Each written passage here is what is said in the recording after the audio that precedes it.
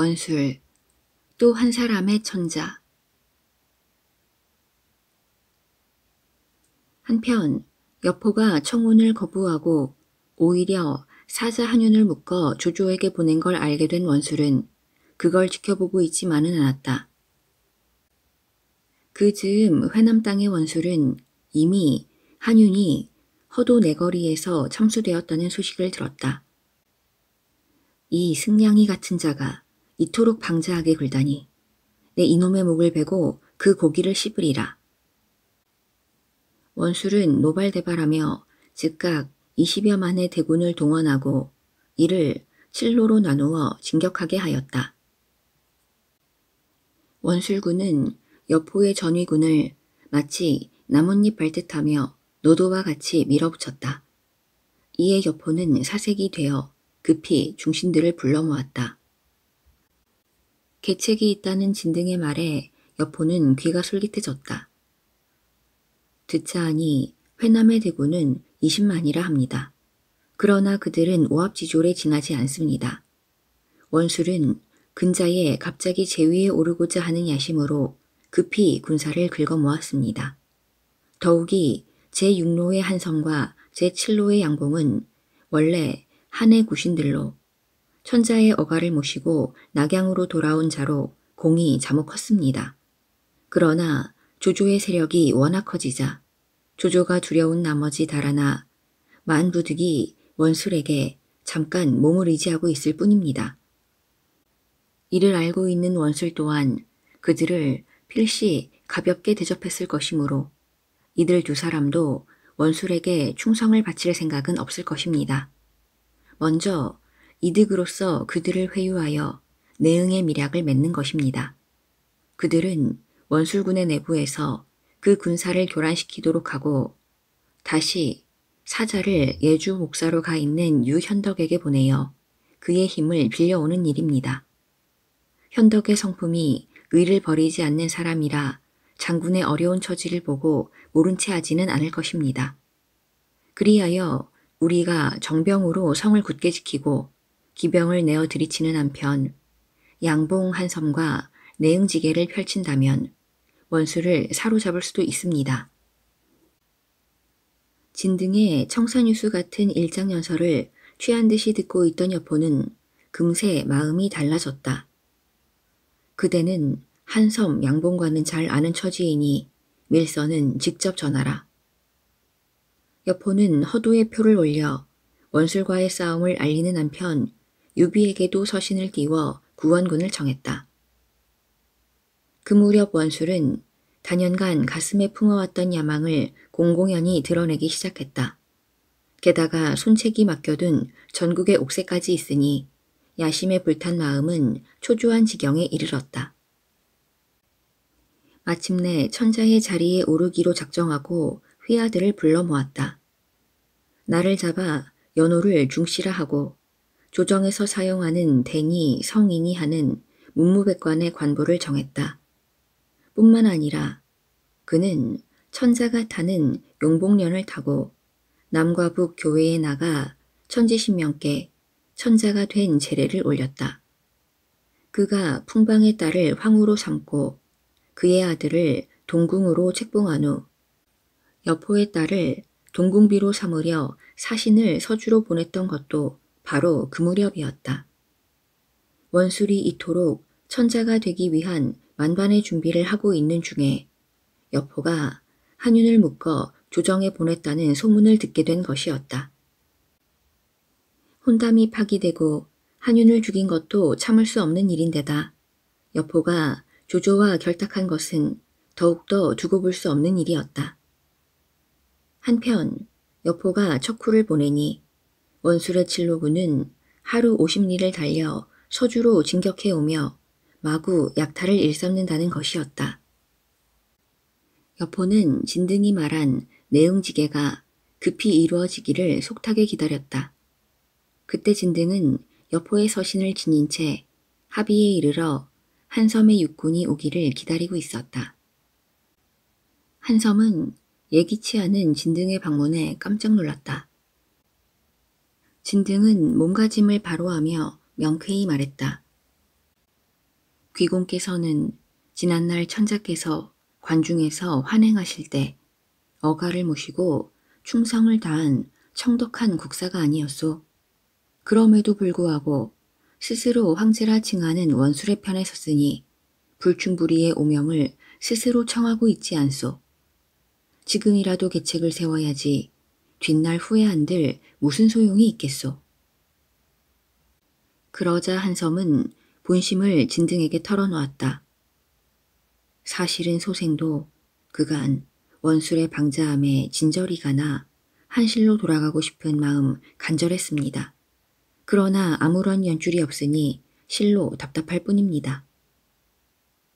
진등은 마음속으로 기뻐하며 그제서야 여포의 서신을 품속에서 꺼내주며 다시 입을 열었다. 제7군의 양봉 장군과 귀건가는 일찍부터 두터운 교분을 나눈 사이가 아니요. 그와 행동을 같이 하면 어떻겠소.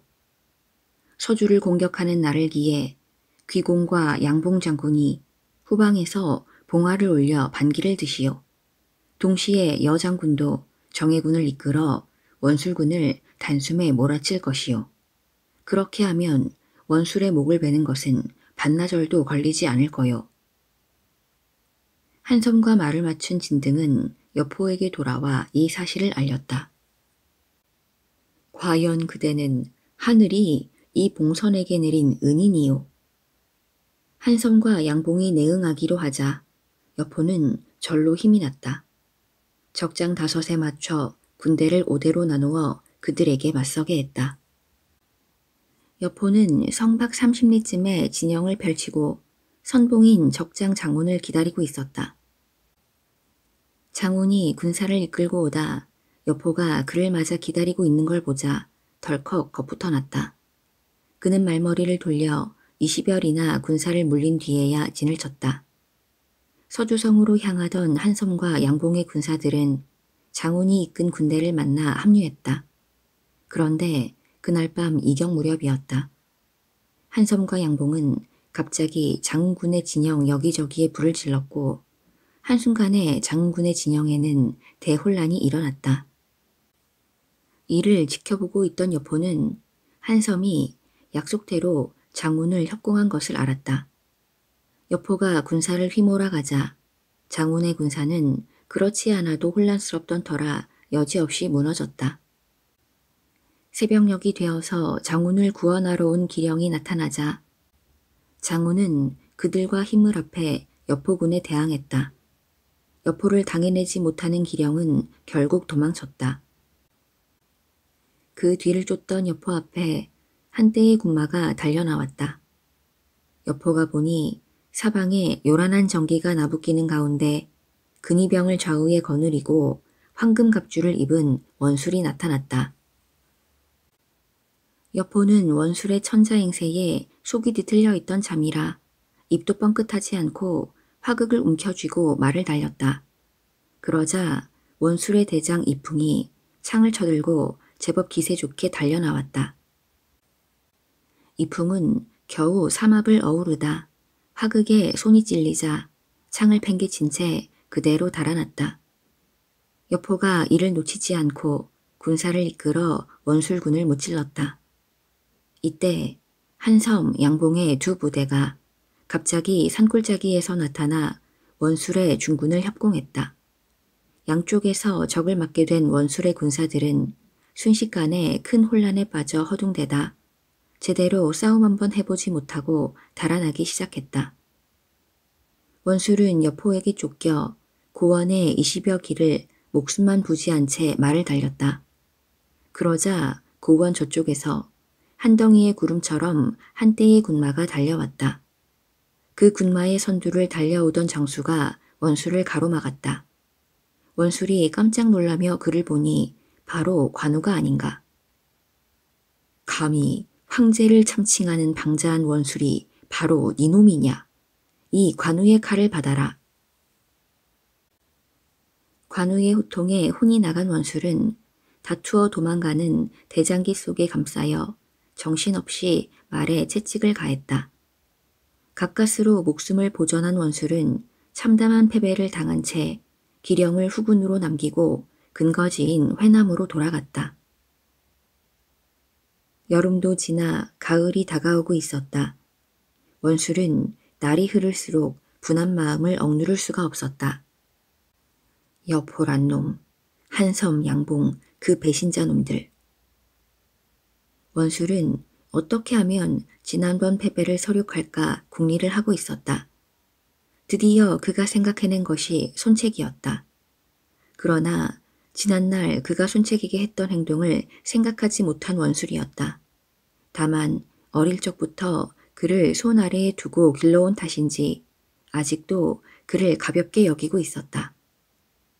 원술은 손책에게 사자를 보내 밀서를 전하게 했다.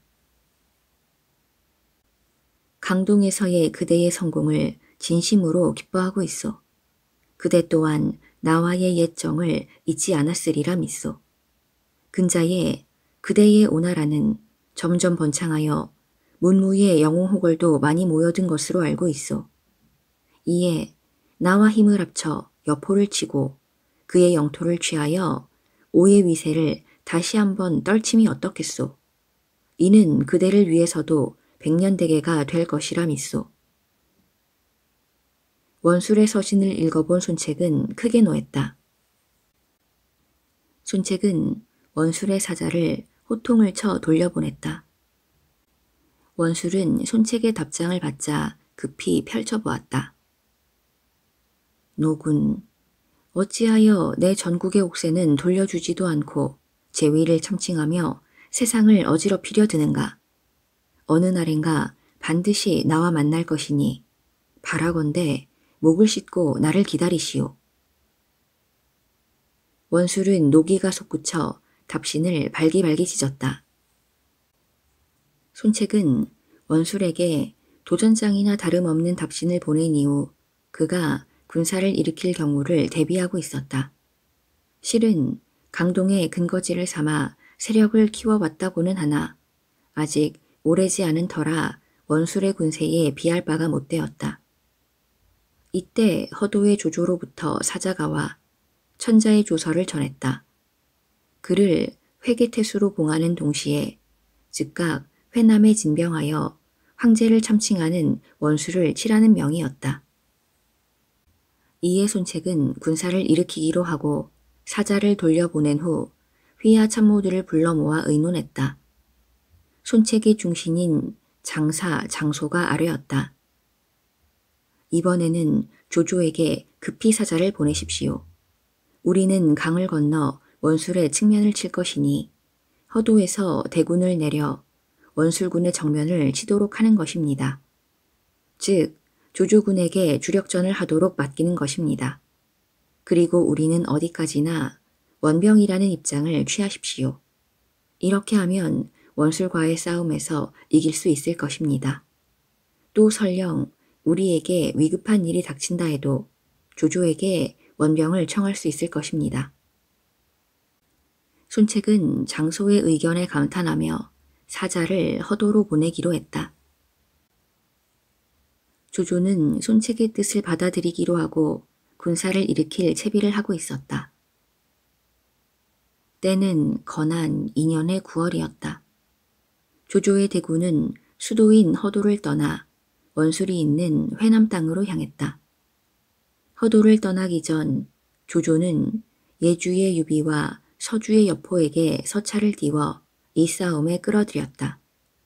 조조의 경문을 받고 유비는 관우 장비를 비롯한 정예병을 이끌고 예장의 경계에까지 나아가 조조군을 맞았다. 조조는 유비군과 함께 서주로 향했다. 서주의 경계에 다다르자 여포가 마중 나와 그들을 기다리고 있었다. 조조는 여포의 환대를 치하하며 그를 좌장군에 봉한 후 허도에 돌아가는 즉시 인수를 보내주기로 약속했다. 조조는 여포의 군사를 왼쪽에 유비의 군사를 오른쪽에 그리고 자신은 중군을 이끌기로 했다. 하우돈과 우금으로 하여금 선봉을 삼은 뒤 수춘성으로 향했다. 조조, 유비, 여포의 연합군이 수춘성으로 진격한다는 소식은 원술에게도 전해졌다. 괘씸이 두둑하다는 원술이었지만 그가 상대할 군사들이 워낙 만만치 않은 상대였다. 그러나 가만히 앉아서 적을 기다릴 수만은 없었다. 원술은 대장 교유를 선봉으로 삼아 군사 5만을 이끌고 조조의 선봉을 맡게 했다. 두 군사는 수춘 경계에서 맞닥뜨렸다. 원술의 선봉장 교유가 먼저 말을 몰아 나왔다. 조조군에서도 선봉장인 하우돈이 교유를 맞아 말을 달려 나왔다. 그러나 불과 2, 3합을 겨우 버틴 교유는 하우돈의 창에 찔려 맥없이 나뒹굴고 말았다. 이미 대군 앞에 기가 질려있던 교유의 장졸들은 교유가 단번에 적장의 창에 쓰러지자 뿔뿔이 흩어져 성 안으로 도망치기에 바빴다.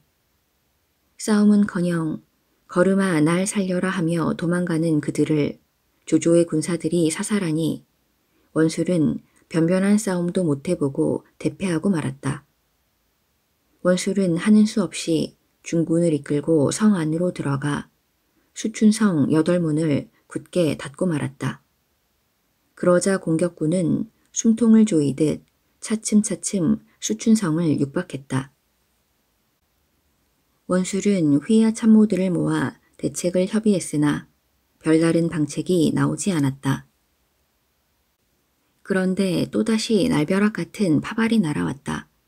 오나라의 손책이 장강을 건너 수춘성으로 쳐들어온다는 급보였다. 원술은 문무에 여러 휘하들을 모아놓고 침울한 분위기 속에서 대책을 거듭 물었다. 그러자 장사, 양 대장이 입을 열었다. 수춘은 요 몇 해 동안 물난리와 한발로 백성들이 허기져 있습니다. 때문에 다시 군사를 일으키시면 백성들의 원망만 살 뿐입니다. 군사를 수춘에 남겨 싸우지 말고 적군의 양식이 떨어질 때까지 지키기만 하십시오. 적군의 군량이 다하면 반드시 변란이 일어날 것입니다. 그동안 폐하께서는 아뢰옵기 황송하오나 어림군을 이끌어 잠시 회수를 건너 피신하심이 좋겠습니다. 먼저 그곳에 익은 곡식을 얻고 또한 적의 날카로운 칼끝을 피했다가 뒷날을 도모하도록 하십시오. 원술은 긴 침묵 끝에 머리를 끄덕였다. 즉각 대대적인 탈출 준비를 서둘렀다. 원술은 궁궐 창고에 있는 금은보화는 물론 군수 물자와 문서 등을 모두 싣고 나머지 군사들을 이끌고 회수를 건넜다. 조조의 군사가 수춘성 아래까지 진격해 온 것은 원술이 빠져나간 바로 그 무렵이었다. 그러나 이제 수춘성의 공격을 눈앞에 둔 조조에게도 큰 어려움이 기다리고 있었다. 수춘에 가까울수록 수해가 극심하여 새로운 군량을 마련할 수가 없었다. 원래 원정군의 군량은 원정하는 적지에서 생산되는 양고까지 계산해 넣고 가는 것이다. 그러나 수춘의 교회 100리 주위는 아직도 홍수의 흔적이 생생했다. 전답은 진흙으로 뒤덮였으며 백성들은 촉은 목피로 연명하고 있었다. 초조해진 조조는 연신 싸움을 재촉했다. 그러나 성을 굳게 지키고 있는 원술 휘하의 이풍 등의 장수들은 성문을 굳게 닫아 걸고 싸우려 들지 않았다. 게다가 수춘성은 천자를 자칭했던 원술의 본성이었다. 성은 높고 견고하여 아무리 거센 공격을 퍼부어대도 끄떡도 하지 않았다. 어느 날 관량관 임준 밑에서 창고 일을 맡고 있던 왕후가 조조를 찾아와 근심스런 얼굴로 아뢰었다. 군사는 많은데 이제 남은 양국은 얼마 되지 않습니다. 어떻게 하면 좋을까요? 그 물음에 조조가 잠시 생각에 잠기더니 입을 떼었다. 오늘부터 군량미 배급하는 되를 바꾸도록 하라. 작은 되로 바꾸면 양이 많이 줄어들 것이 아닌가. 이른바 조사모사의 지혜를 빌리는 것이다. 그랬다가는 군사들의 불평이 대단할 텐데요. 그때는 나도 생각이 있다. 조조는 까닭 모를 웃음을 지으며 왕후에게 말했다. 그날 저녁부터 1인당 5홉씩 주던 군량미에서 1홉 5작씩을 줄였다. 자연히 여기저기서 불만 섞인 소리가 터져나오기 시작했다. 승상께서 이거 너무하지 않나? 우리를 속이며 양식을 줄이고 있다. 군사들의 불만은 모두 조조에게 쏟아졌다. 그러자 조조는 조용히 왕후를 불렀다. 이렇게 된 이상 자네 목을 내게 빌려주게. 그대가 죽지 않으면 군사들을 수습할 길이 없네. 그대가 죽음을 마다하면 17만의 군사들을 달랠 길이 없으니 결국 그들은 난동을 일으킬 것이야. 천하를 위하는 일이니 그리 알게. 그 대신 그대의 처자식은 이 조조가 평생을 돌봐줄 것이니 조금도 걱정하지 말게. 살신성인이란 이를 두고 한 말이네. 왕후가 사색이 되어 애원하려 하자 조조는 잠시 괴로운 표정을 지었다. 그러나 다음 순간 도수부에게 명하여 왕후를 군문 밖에 끌어내어 여러 군사들이 보는 앞에서 목을 쳤다. 그 목을 즉각 효수하라. 왕후의 머리는 장대에 매달려 진중에 걸렸다. 조조는 그 아래에 방문을 내걸게 했다. 군량관리 책임자 왕후는 사복을 채우기 위해 고의로 작은 말을 써서 군량을 도적질했으므로 군법에 의해 처단한다.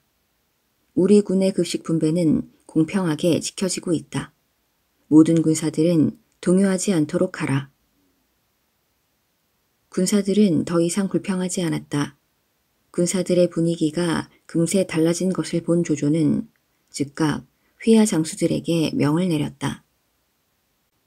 오늘 밤부터 3일 내에 수춘성을 함락하라. 만일 성을 점령 못할 경우에는 그대들의 목을 베겠다. 그날 밤 조조는 솔선하여 성 아래 해자 앞에 나아가 군사들의 의기를 돋구었다. 조조군이 거세게 성을 공격하자 원술의 군사들도 가만히 있지 않았다.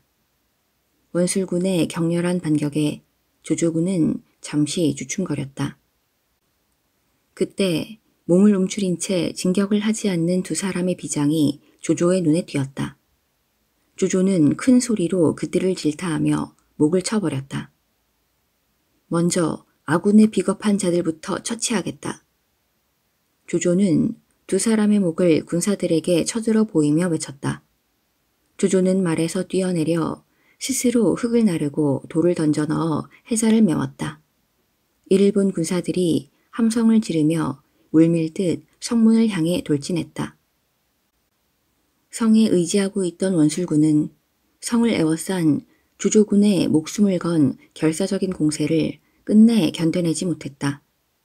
성벽을 기어올라 성 안으로 뛰어든 조조군이 마침내 성문을 열었다.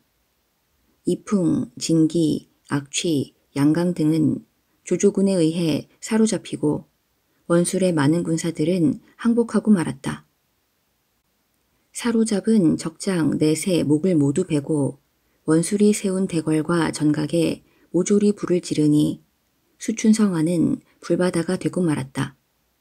조조는 수춘성을 점령한 뒤 그 여세를 몰아 회수를 건너 원수를 치려고 했다. 그러자 순욱이 조조에게 간했다. 아직 우리에게 식량 문제가 해결되지 않았습니다.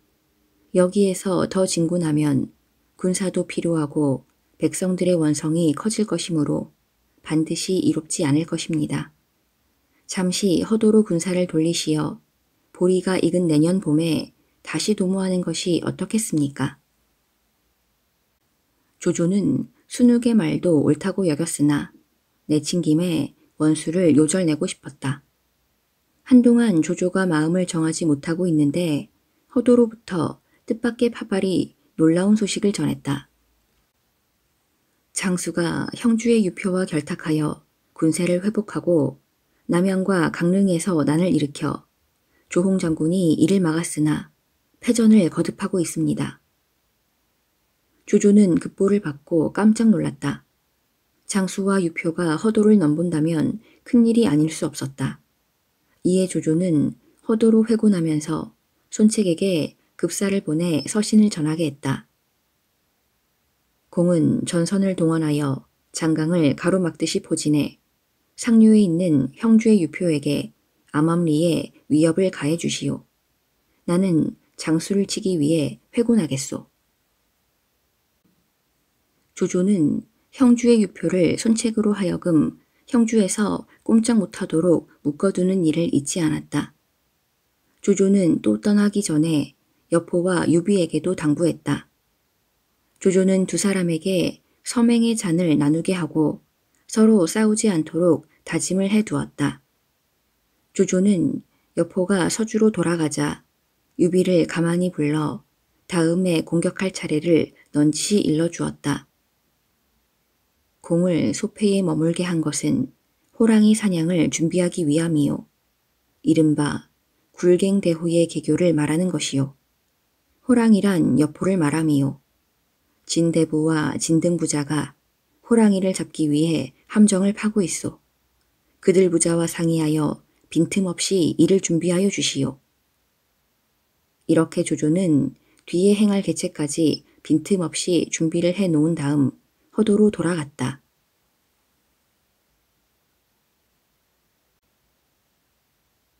조조의 10승 원소의 10패. 때는 바로 건한 3년 4월. 허도에 돌아온 조조는 장수토벌을 서둘렀다. 조조는 헌제에게 나아가 아뢰었다. 장제의 조카였던 장수가 다시 힘을 길러 남양에서 형주지방에 걸쳐 준동하고 있습니다. 머지않아 이곳 허도까지 넘본다 하니 마땅히 그를 토벌코자 하오니 윤허해 주시기 바랍니다. 조조의 말에 헌제는 쾌히 승낙했다. 조조는 순육으로 하여금 허도를 지키게 하고 장도에 올랐다. 행군은 5월에서 6월로 이어졌다. 그 무렵 장수는 조조가 대군을 이끌고 보구산맥을 넘고 있다는 소식을 들었다. 이에 장수는 유표에게 구원군을 청하는 사자를 보내는 한편 군사 가우에게 성을 맡기고 출진했다. 장수는 장선, 뇌서 두 장수를 거느리고 조조군을 맞았다. 조조가 허저를 내보냈다. 허저가 말을 달려나가니 장수는 부하 장선을 내보냈다. 그러나 장선은 이상 앞을 부딪히기도 전에 허저의 칼에 맞아 그의 몸뚱이는 말 아래로 굴러떨어졌다. 조조는 두 사람의 싸움이 결말이 나기 전에 벌써 군사를 내몰았다. 노도와 같이 밀려드는 그 기세에 장수의 군사는 조조군에게 여지없이 짓밟히고 말았다. 장수는 패군을 이끌고 남양성으로 들어가 성문을 굳게 닫고 나오지 않았다. 조조는 매일 말을 타고 성 주위를 살피며 둘러보았다. 조조가 성 주위를 둘러본 후 성문의 성벽 쪽에 병력의 태반을 집중시켰다. 군사들은 성문의 장작 층계로 기어올라 성 안으로 활을 쏘는 한편 섬나무에 불을 붙여 성 안으로 던지며 공격의 고삐를 늦추지 않았다. 장수는 당황했다. 가우를 불러 황급히 물었다. 형주의 구원병은 오지 않는데 이대로 가다가는 성을 지켜내지 못할 것 같소. 그러나 가우는 얼굴에 동요의 빛도 없이 침착한 어조로 말했다. 이 성은 지킬 수가 있습니다. 뿐만 아니라 조조를 사로잡을 수도 있습니다. 이번 싸움을 막로에서 자세히 살펴보니 조조는 공격하기 앞서 이 성을 여러 번 둘러보고 있었습니다. 그리고 그가 가장 주의를 많이 기울인 곳은 동남편입니다. 그곳은 방책도 낡았고 수리한 지가 얼마 되지 않아 벽돌도 헌것과 새것이 뒤섞여 있습니다. 말하자면 성로에 약점이 있는 곳입니다. 그런데 그는 서문을 공격하는 척하며 방비의 주력을 그쪽으로 돌리게 하려 하고 있습니다. 이는 위격 전살지계를 쓴 것으로 서문을 공격하는 채 하다 갑자기 동남쪽을 돌파할 속셈입니다. 이에 대한 우리의 계책은 이러합니다. 내일 정예병을 뽑아 배불리 먹인 후 가벼운 차림으로 동남쪽 구석에 숨겨놓겠습니다. 그런 한편 백성들을 군사로 위장하여 서문 쪽으로 보내 적의 계교에 빠진 듯이 보여주도록 하십시오. 밤이 되면 틀림없이 조조는 동남쪽을 치게 될 것입니다.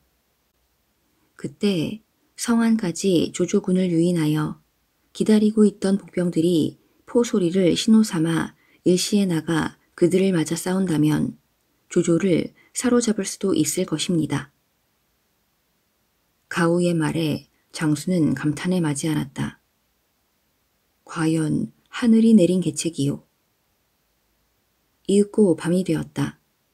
군사를 은밀히 동남쪽으로 이동시킨 조조는 구덩이를 메운 곳을 건너 허술한 성벽을 허물고 들어갔다. 그럴 동안에도 성안은 고요하기만 했다. 군사를 모두 서북 쪽에만 배치해둔 탓이라 여긴 조조는 말을 타고 앞장서서 성 안으로 들어갔다. 조조가 말을 멈춰 주위를 휘돌아보는 순간이었다. 갑자기 한 소리에 포양이 들려왔다. 그러자 포양 소리를 신호로 삼고 사방에서 복병들이 손에 횃불을 들고 쏟아져 나오며 외쳤다. 조조는 어디 있느냐? 조조를 잡아라. 조조는 대경실색하였다. 앞불사, 내가 속았구나. 복병이다. 퇴각하라. 조조가 소리치며 급히 말머리를 돌렸다. 조조는 밤 오경 무렵까지 장수군에게 쫓겨 밤새 패주했다. 장수는 새벽녘에야 군사를 이끌어 성 안으로 돌아갔다. 조조는 그제서야 정신을 차리고 군사를 점검해 보니 전사한 군사가 5만이었다. 조조가 패주하자 가후가 장수에게 말했다. 조조의 군사가 크게 꺾여 그는 돌아가려 하고 있습니다. 유표에게 급히 서신을 보내고 퇴로를 끊게 하시면 이번에는 틀림없이 조조를 사로잡을 수 있습니다. 가후의 말에 장수는 유표에게 사자를 보냈다. 유표는 서신을 받아보고 조조를 사로잡을 더없이 좋은 기회로 여겼다. 유표는 조조의 퇴로를 끊기 위해 안중현으로 말을 달렸다. 다음 날이었다. 조조는 군사를 이끌어 안중현 경계에 이르렀다. 그곳에는 유표의 군대가 요해철을 차지하고 조조를 기다리고 있었다. 또한 장수는 뒤를 바짝 추격해왔다. 조조는 한쪽 산을 의지하며 진을 쳤다. 때마침 해질 무렵이었다.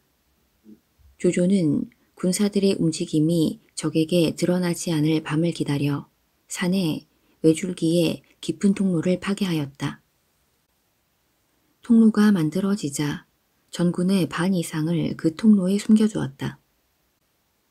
조조는 일부의 군사를 그곳에 남겨둔 채 자신은 한때의 군사를 이끌고 산 모퉁이에 매복했다. 유표, 장수의 군사들은 며칠 전에 패전으로 퇴각하는 조조군을 가볍게 여겼다. 장수군과 뒤늦게 가세한 유표군은 조조군의 군세가 적은 것을 보고 산속 험지까지 추격했다. 그러나 그들을 맞기 위해 준비하고 있던 조조군이 땅에서 솟고 앞과 뒤에서 일시에 덮쳐드니 장수군과 유표군은 크게 혼란을 일으키고 수많은 군사가 쓰러졌다. 장수, 유표군은 마침내 조조군을 당해내지 못해 패주하고 말았다. 그때 조조는 이번에야말로 장수, 유표를 섬멸할 작정으로 군사를 수습하고 있었다. 그런데 다시 허도에서 순욱의 놀라운 급보가 전해졌다. 하북의 원소가 조조가 없는 허도의 빈틈을 노려 군사를 일으킨다는 소식이었다. 조조는 이 소식에 크게 놀라지 않을 수 없었다. 원소라면 장수나 유표와는 달랐다. 원소는 명문의 후광을 얻고 있을 뿐만 아니라 기주라는 비옥한 근거지를 차지하여 광대한 세력을 길러오지 않았는가. 조조는 자신의 세력이 더욱 커질 때까지는 그와는 대적을 미루어 오던 터가 아니었던가. 조조는 유표, 장수 따위는 안중에도 없다는 듯이 허도를 향해 행군을 서둘렀다. 어느새 제비가 돌아가고 기러기가 날아오는 계절이 되었다. 허도의 역관에는 사람과 물건으로 붐볐다. 그때 붐비는 인파 속에 한때의 호화로운 의상을 입은 사람들이 역관 앞에 당도했다. 기주, 원소공의 사자로 온 대인들이다. 역관 사람들이 이런 말을 주고받으며 그들을 극진히 대했다. 일반 백성들 사이에서도 원소라면 모르는 이가 없었다. 한 황실의 명문의 후예에다 지금은 기주뿐 아니라 사주에 걸쳐 100만이 넘는 군사를 거느리고 있는 원소였다. 백성들 사이에도 이미 그 위세가 널리 알려져 있었던 것이다. 막 대궐에서 퇴청한 조조가 승상부에 돌아와 한숨을 돌리고 있을 때였다. 모사 곽가가 들어와 한 통의 서신을 전했다. 원소의 사자가 승상께 서신을 전해달라고 하였습니다. 조조는 원소의 서신이라는 말에 다소 긴장하며 그의 서신을 받아 읽었다. 서신의 내용은 뜻밖에도 공손찬을 치려하니 군사와 양식을 빌려달라는 내용이었는데 그 문투가 마치 아랫사람을 대하듯 교만했다. 조조는 불쾌한 얼굴로 곽가에게 물었다. 내가 그를 쳤으면 좋겠으나 힘이 모자라니 장차 어떻게 했으면 좋겠소? 곽가는 조조의 격정이 가라앉기를 기다려 조용히 아뢰었다. 너무 심려하지 마십시오. 그는 두려운 존재가 아닙니다. 원소란 인물과 승상을 견주어 볼 때 승상에게는 10승이 있고 원소에게는 10패의 결점이 있습니다. 원소가 지금은 세력이 강하다 하나 승상께서는 반드시 이길 것입니다. 첫째로 원소는 필요 이상의 번거로운 예와 쓸데없는 허식을 좋아하지만 승상께서는 항상 실질적인 알맹이만 취하시고 그 다음은 자연의 순리에 따르시니 이는 도에서 원소를 이기심입니다. 둘째로 원소는 움직이면 천자를 거스르는 것이 되오나 승상께서의 움직이심은 항상 천자의 명에 따르는 것이니 이는 순리, 곧 의로서 이기시는 것입니다. 셋째로 원소는 잘못에도 관대함만이 인정이라 생각하고 있습니다. 이로 인해 백성들은 잘못을 저지르고도 관용을 기대하고 있습니다. 그러나 승상께서는 엄격하게 상벌이 분명하니 백성은 두려워하면서도 동시에 큰 기쁨을 갖는 것입니다. 이는 다스림에서 이기시는 것입니다. 넷째로 원소는 대범한 것 같지만 사실은 소심하고 시기심이 많으며 사람을 곧잘 의심합니다. 또 사람을 쓰는데도 친척을 너무 중용합니다. 그러나 승상께서는 멀고 가까움이 없이 스스럼 없이 사람을 대하시며 관찰력이 예리하십니다. 때문에 사람을 의심하지 않고 오직 재주에 따라 사람을 씁니다. 이는 도량에서 원소를 이기는 것입니다. 다섯째로 원소는 꾀함이 많은 반면 결단력이 없으나 승상께서는 계책을 정하면 망설임 없이 신속히 결행하십니다. 이는 꾀함에서의 승리입니다. 여섯째로 원소는 스스로 명문이라 하여 명사나 허명을 좋아합니다.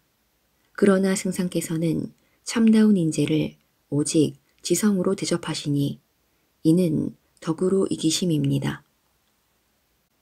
일곱째로 원소는 가까운 이에게 다정히 대하나 먼데 있는 사람에게는 마음을 쓰지 않습니다. 그러나 승상께서는 샅샅이 누구에게나 마음을 쓰십니다. 곧 어짐입니다. 여덟째는 밝음의 승리입니다. 원소는 모략 중상하는 말을 들으면 의욕을 일으켜 마음이 흔들리지만 승상께서는 모략을 믿지 않고 물리쳐 밝게 헤아려 행하시니 이는 명철함이 나으신 점입니다. 아홉째로 승상께서는 법을 표심에 엄격하고 밝으시나 원소는 옳고 그름이 자신의 마음에 따라 변해 뒤죽박죽이 됩니다. 이는 물리에서의 이김입니다. 10번째로는 무의 승리입니다. 원소는 허세를 부리지만 병법에는 어둡습니다. 그러나 승상께서는 적은 군사로 많은 군사를 꺾으며 군사를 부리는 용병술이 귀신 같으시나 원소는 거기에 따르지 못합니다. 승상께서는 이 10승의 승산이 있으니 원소를 무찌름에 어려움이 없으실 것입니다. 곽가의 말은 실로 청산유수와 같았다. 주조의 면전이어 건난 조조와 원소의 장단점을 한치의 어긋남도 없이 예리하게 분석한 말이었다. 공의 말은 지나치요. 내게는 너무 과분할 뿐이요. 조조는 겸양했으나 얼굴에는 잔잔한 미소를 띄었다. 그날 밤 조조는 홀로 앉아 깊은 생각에 잠겼다. 곽가가 자신을 원소에 비해 10가지의 이김을 논하지 않았더라도 조조 스스로도 원소에 대한 우월감이 없지 않았다. 그러나 조조의 우월감은 어디까지나 원소와 1대1로 비유했을 때의 우월감이었다. 일찍부터 조조는 그의 힘으로는 어쩔 수 없는 원시 가문에 대한 미묘한 감정을 지울 수 없었다. 원소의 가문은 명문 거족으로 나라의 원로격인 집안이었다. 이에 비해 조조는 일개 국내간의 아들로서 그의 아버지가 일찍 낙향하여 소년 시절부터 마을의 불황하에 지나지 않았다. 원소가 낙양의 도성에서 군부의 중책에 있었을 때 조조는 겨우 성문을 순시하는 말직에 있었다. 이후 원소는 천하의 풍운에 밀려 지방으로 물러나고 조조는 그 풍운을 타고 약진을 거듭하여 승상까지 되었다. 그러나 원소는 아직도 은연중에 보수파의 지지를 등에 업고 있었다. 반면 아직 신진 세력인 조조는 그에게 충성을 다하는 직계부하를 제외하고는 그를 향한 보이지 않는 질시와 반감 또한 만만치 않았다. 천하에는 아직 조조를 가리켜 자천 승상이라는 수군거림이 사라지지 않고 있는 것이다. 조조의 무력에는 두려움을 가지고 있으나 그 권위에는 신복하고 있지 않는 것이다. 그런 미묘한 민심에 어두운 조조가 아니었다.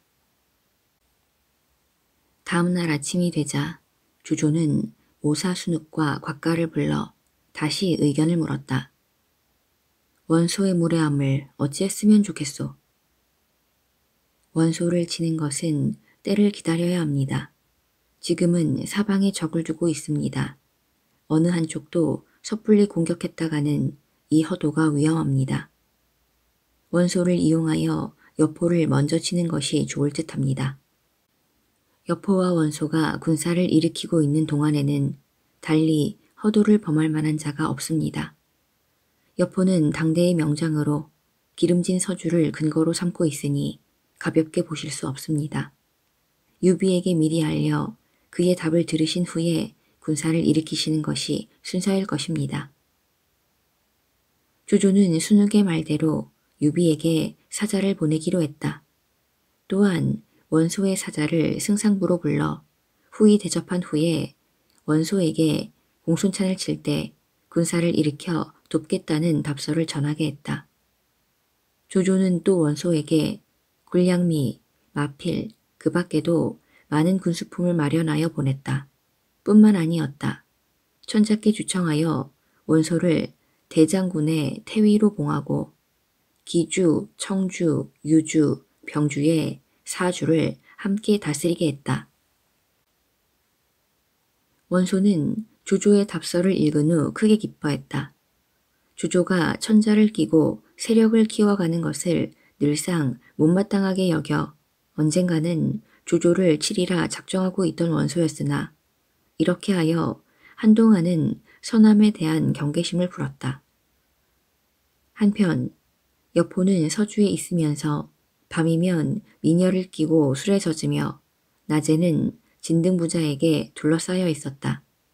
여포는 무슨 일이든지 진등부자에게 의논했고 이들은 또 어디서든 여포를 입에 침이 마르도록 칭찬했다. 이 모양을 지켜보는 진궁은 항상 비위에 거슬려 어느 날 기회를 여포와 여포를 일깨웠으나 여포는 그 말을 듣지 않았다. 답답한 마음으로 나날을 보내던 진궁은 어느 날 군사 며칠 데리고 소패 근처로 사냥을 갔다. 그때 호련히 역마 한 필이 급히 달려가는 것이 보였다. 문득 의심이 든 진궁이 말을 몰아 그를 따라가자 그는 더욱 말을 재촉했다. 화살을 쏘아 그의 발을 맞추자 그는 말에서 굴러떨어졌다. 진궁은 활을 내동댕이 치고 그자에게 달려갔다. 진궁이 칼을 빼어들자 그가 말했다. 허도에서 와서 예주의 유현도 공에게 왔다 가는 사자입니다. 진궁이 그자의 몸을 뒤지게 하였더니 뜻밖에도 유비로부터 조조에게로 가는 밀서 한 통이 나왔다. 진궁은 밀서와 함께 그 사자를 여포에게 데리고 갔다. 여포는 밀서를 뜯어보았다.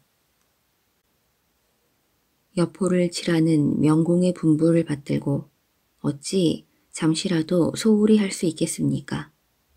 다만 이 비에게 군사가 적고 장수 또한 적어 가볍게 움직이지 못했을 뿐입니다. 만약 승상께서 크게 군사를 일으키신다면 저 또한 기꺼이 선봉이 되겠습니다. 승상의 크신 명을 다시 기다리며 군사를 추스리고 단속하겠습니다. 여포가 밀서를 보고 크게 놀라며 이를 부드득 갈았다. 소패성을 단숨에 쳐부수고 현덕을 사로잡아오라. 한편 유비는 여포가 군사를 이끌어 삼면에서 밀물처럼 쳐들어온다는 소식을 듣고 놀라지 않을 수 없었다.